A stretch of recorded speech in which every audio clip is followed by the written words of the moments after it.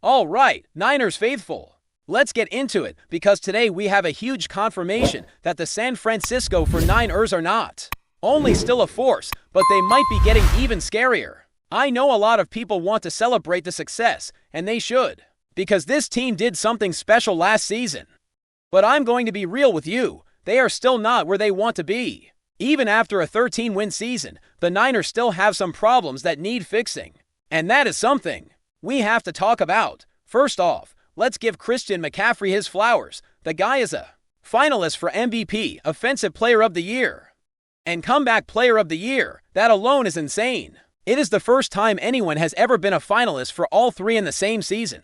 That's historic. People were doubting him at the start of the year. There were those voices saying, is he still the same guy? Is he going to lose a step? Can he still play at that elite level? And McCaffrey basically said, watch me. And then went out and put together a season that was borderline legendary. He nearly rushed for 1,000 yards. He broke records, and he was simply unstoppable at times. So yes, give him the respect he deserves now. The reason this matters is because it highlights the reality of this team. The 49ers did not just win 13 games because of luck, or because the schedule was easy. They punched way above their weight. Coaching deserves a ton of credit. But there is something deeper that people do not talk about enough: the culture. This locker room has a strong identity, a winning mentality that is consistent year after year. They have leadership in the locker room that is unmatched. And that matters when the season gets messy, and this season got messy. The Niners played through injuries like no other team, and they still managed to get to where they were. They had rookies and young players getting massive experience in big games. During the final stretch of the season, I'm talking about the Bears game, the Seahawks game, the Eagles game, and then the next Seahawks game. Those were for huge games in a row, and 3 of them were on short weeks. That is a brutal load for any team, especially with the amount of wear and tear that came with the injuries they had. If you think about it, they were basically playing more snaps than they planned to because so many players were hurt. That's not just tough, it's almost unheard of. And they did all of this in what was clearly the toughest division in the NFL.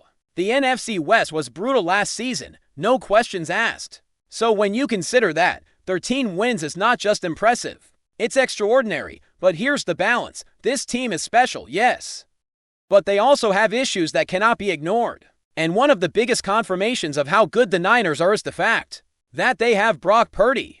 People might misunderstand what it means when someone says he is the best quarterback the 49ers can expect to get. They interpret it as saying he is the best quarterback in the NFL. And that is not what is being said. What's being said is that among the quarterbacks who are realistically available and who fit this team, Brock Purdy is the guy. He is the one you build around, and that is huge. BECAUSE when you look at how many teams paid big money for quarterbacks and did not get the results, it makes the 49ers decision look even better. There are examples of teams that invested heavily and still came up short. The 49ers put their trust and their money on Brock Purdy, and it paid off. He has shown he is good enough, and that matters. When you have a quarterback you can trust, you can build the rest of the roster around him now. This does raise the question of what to do with Mac Jones. He boosted his value when he stepped in earlier this season. And now the debate is whether the Niners should trade him. Brian Baldinger made a point that I think is important. Brock Purdy has an injury history. He has missed games. So you cannot just trade your backup quarterback away and assume you will be fine. Having Mac Jones as insurance is not a bad idea. Even if he is expensive, it might be worth it because you never know when you might need him. But here is the reality: you could potentially get a second-round pick for Mac Jones if multiple teams are interested. And if you are honest, that is a tempting offer. Second-round picks can be game changers. You look at some of the best players in the league, and you realize they were drafted in the 3rd round or later. But the thing is, you are not guaranteed to get that kind of player every time. Draft picks are a gamble, and Mac Jones is a known quantity. You know what you have in him. So would you trade him for a second-round pick? That is the big question. Personally, I think if you can get a second-rounder, you do it, because the 49ers have some serious needs. The offensive line got exposed against the Seahawks twice, and that is not something you can ignore. Both sides of the trenches need upgrades. The NFC West might go through Seattle again next season, and you have to be prepared for that. And it is not just the line. The wide receiver position is an area that needs help. The team needs more speed and more options. I would love to see the Niners bring in a veteran receiver to complement the core group. Someone like Jordan Addison could be a great fit if you can package a deal that makes sense. You should explore it. The point is, you need replacements, you need reinforcements, and you need to think about the future because the current roster is aging. Trent Williams is still playing at a high level, but you cannot ignore the fact that he is getting older. You need to plan for what comes next. Same with George Kittle. He is a warrior. He plays like a monster every game, but that style takes a toll. Tight ends like him tend to decline at some point, and you need to have a plan for that. And McCaffrey is another concern. When a running back carries that many snaps in a season, there is always a risk that something breaks down the next year. You have to be ready for that possibility. The Niners have to keep adding talent. Drafting is crucial. The rookie snap counts show the defense got a lot of rookies contributing, which is great, but the offense did not. That is not ideal. You have to get more young players on the field, especially on offense, because you cannot rely on aging veterans forever. This team needs a pipeline of talent to maintain success, so yes, I would trade Mac Jones if it means getting a second-round pick that can help address those needs. Mac Jones will likely be on the bench as long as Brock Purdy is healthy, and that might be the case, but you cannot ignore the risk. You need to keep building the roster, and sometimes that means making tough decisions. All right, let's keep rolling because the conversation about the 49ers does not stop at just having Brock Purdy and Christian McCaffrey. The reality is that this team is built on a lot of incredible pieces, but the clock is ticking on some of them. The snap-weighted age statistic for the offense is a huge red flag. The 49ers have the oldest offense in the NFL based on who is actually playing snaps, and that is not something you can ignore. It is not just about being old. It is about being old and still being expected to carry the workload at the highest level. That is a risky combination. Now, it is true that being older does not automatically mean you cannot win. The Los Angeles Rams and the Denver Broncos are examples of teams that are older and still competitive. But the ideal is to have a balance, a mix of veteran leadership and young talent that can keep the team going for years. Continuity is a big part of what Kyle Shanahan and John Lynch preach. But continuity is not possible without developing young players. You need those draft picks to hit. You need your rookies to contribute, and on offense, that has not happened enough recently. The rookie snap count is another telling metric. The defense has had a lot of rookie involvement, which is a good sign. The 49ers got the most rookie snaps on defense since 2018, which is impressive.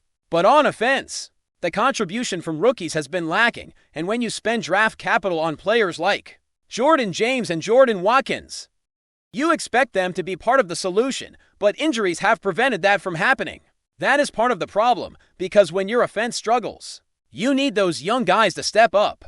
And in many moments this season, the 49ers could have used a wide receiver who was available.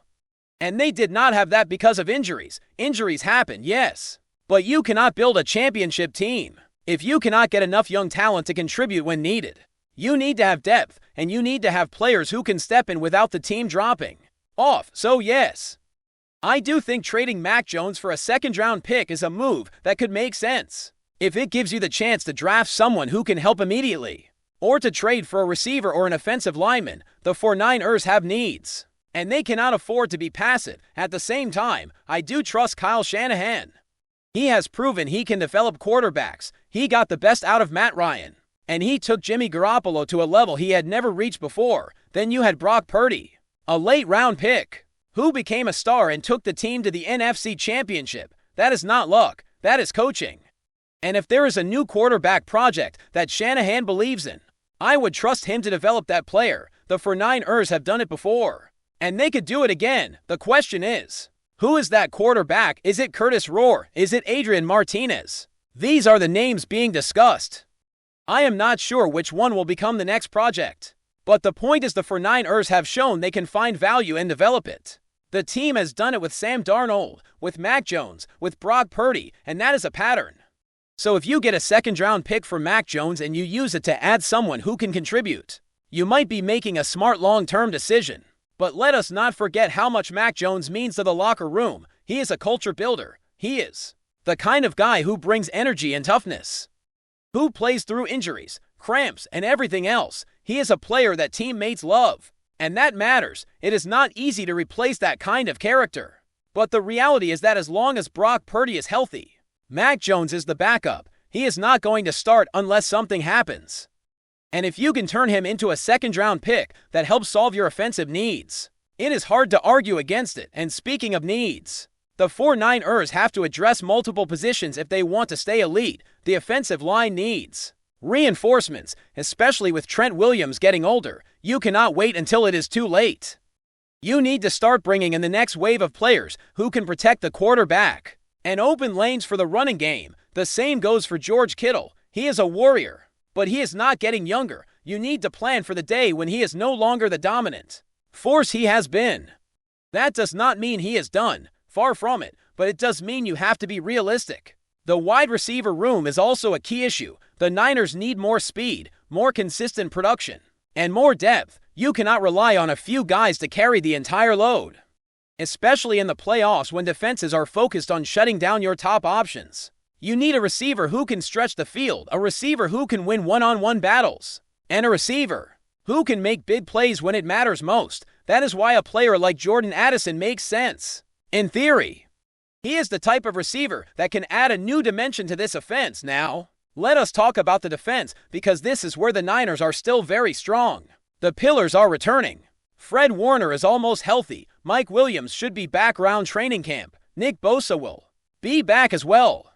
That is a huge deal because this defense is the foundation of the team. They have playmakers, they have leaders, and they have the ability to change games. If the defense stays healthy, the Niners will always be in the conversation. The problem is the offense. The offense needs to be recharged. But here's the thing, even with an older offense, there is still room for growth. There is still a lot of opportunity. This team can improve. The key is that they have to get a lot of things right. They have to draft well. They have to add the right veterans. They have to manage the cap. And they have to stay healthy. If they can do that, I believe the Niners will be a problem next year. You do not want to face them. You do not want to play them when they are firing on all cylinders. The Niners are built on a strong culture, and culture does not age the same way players do. That is the advantage they have. They have a system, they have leadership, and they have a winning mentality. That matters. It keeps them competitive even when the roster is aging. But you still have to keep feeding the machine. You still have to keep adding young talent and maintaining the balance. Otherwise, the decline will come faster than you think. But before we dive in, don't forget to subscribe to 49ers Zone and hit the like button on this video. Your support helps us keep bringing you the latest updates on the San Francisco 49ers. And don't forget to share your thoughts on the news in the comments below. Shockwaves are rippling through Santa Clara as whispers grow louder about a potential rupture at the heart of the 49ers locker room. Around the league, the word circulating is that head coach Kyle Shanahan has reached a breaking point with wide receiver Deebo Samuel and is pushing for a separation that few would have imagined not long ago. Nothing has been confirmed publicly, but the mere existence of such talk has been enough to ignite speculation and anxiety among fans and executives alike. According to people familiar with the internal climate, a recent behind-the-scenes controversy exposed cracks that had been carefully managed for months. The issue is described less as a single incident and more as a culmination of frustrations tied to communication, role expectations, and leadership dynamics. Shanahan, known for his demanding standards and meticulous control, is rumored to believe that the tension has begun to affect the broader culture of the team, prompting him to consider drastic action. Deebo Samuel's importance to the 49ers' identity cannot be overstated. His versatility and physical style have made him a symbol of the offense's edge. That is precisely why this rumor feels so explosive. Moving on from such a player would signal a willingness by the coaching staff to prioritize structure and harmony over star power, a philosophy Shanahan has quietly embraced throughout his tenure. Inside league circles, opinions are divided. Some executives see this as a power move, a reminder that no player is bigger than the system. Others believe it could be a negotiating tactic, a calculated leak designed to reset expectations and reassert authority.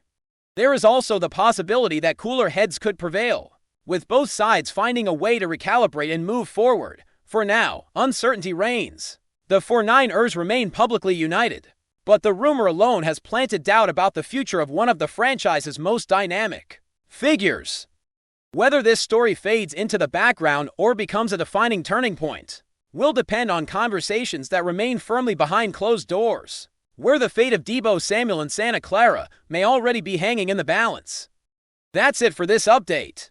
If you enjoyed the video and want to keep receiving exclusive news about the San Francisco 49ers, make sure to subscribe to 49ers Zone and give this video a like.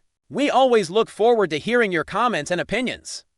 See you in the next video.